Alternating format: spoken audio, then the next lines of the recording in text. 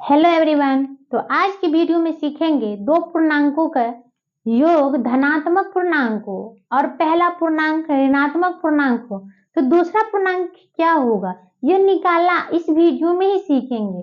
तो आप लोग इस वीडियो के लास्ट तक जरूर देखिएगा। वीडियो पसंद आए तो लाइक कीजिएगा, सब्सक्राइब कीजिएगा। चलिए अब हम वीडियो स्टार्ट करते हैं। तो यहाँ पर है कि दो पूर्णांकों का योग यहाँ पर 45 दिया हुआ है। यह मेरा धनात्मक पूर्णांक है और पहला पूर्णांक 25 है, लेकिन 25 के आगे माइनस लगा है तो यह मेरा ऋणात्मक पूर्णांक है। तो दूसरा पूर्णांक निकालने के लिए कह रहा है दूसरा पूर्णांक क्या होगा।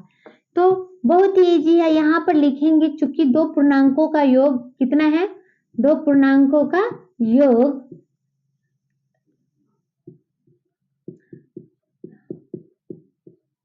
45 है, 45 लिखेंगे। ठीक है। अब पहला पूर्णांक मेरा क्या है, ऋणात्मक पूर्णांक है। कितना है ऋणात्मक, -25 लिखेंगे, -25। तो लिखेंगे अब यहाँ पर दूसरा पूर्णांक क्या है, तो कोई पूर्णांक बराबर, तो यहाँ पर एक फॉर्मूला की तरह है कि दो पूर्णांकों का योग माइनस पहला पूर्णांक। तो यहाँ पर लिखेंगे दो पूर्णांकों का योग माइनस पहला पूर्णांक।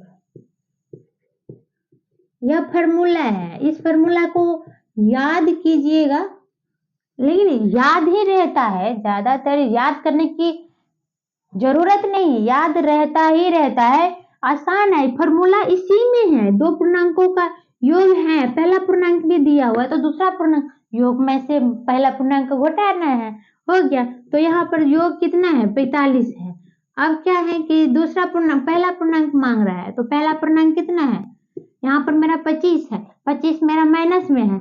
अब ये वाला चिन्ह तो हम लिखे नहीं है तो यहाँ पर हम माइनस देंगे। अब क्या है कि यहाँ पर दो माइनस चिन्ह इस प्रकार रहे तो यह इस प्रकार नहीं रह सकता है, तो इसको हम -25 को एक छोटी कोष्ठ के अंदर ले लूंगी। फिर क्या करना है कि 45 और माइनस को मल्टीप्लाई करना है तो प्लस हो जाएगा 25।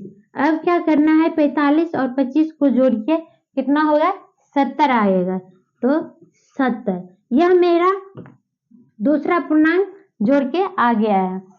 तो आप लोग समझ गए होंगे कि जब दो पूर्णांकों का योग धनात्मक पूर्णांक रहे और पहला पूर्णांक ऋणात्मक पूर्णांक रहे तो दूसरा पूर्णांक कैसे निकालना है। आप लोग समझ गए होंगे, सीख गए होंगे।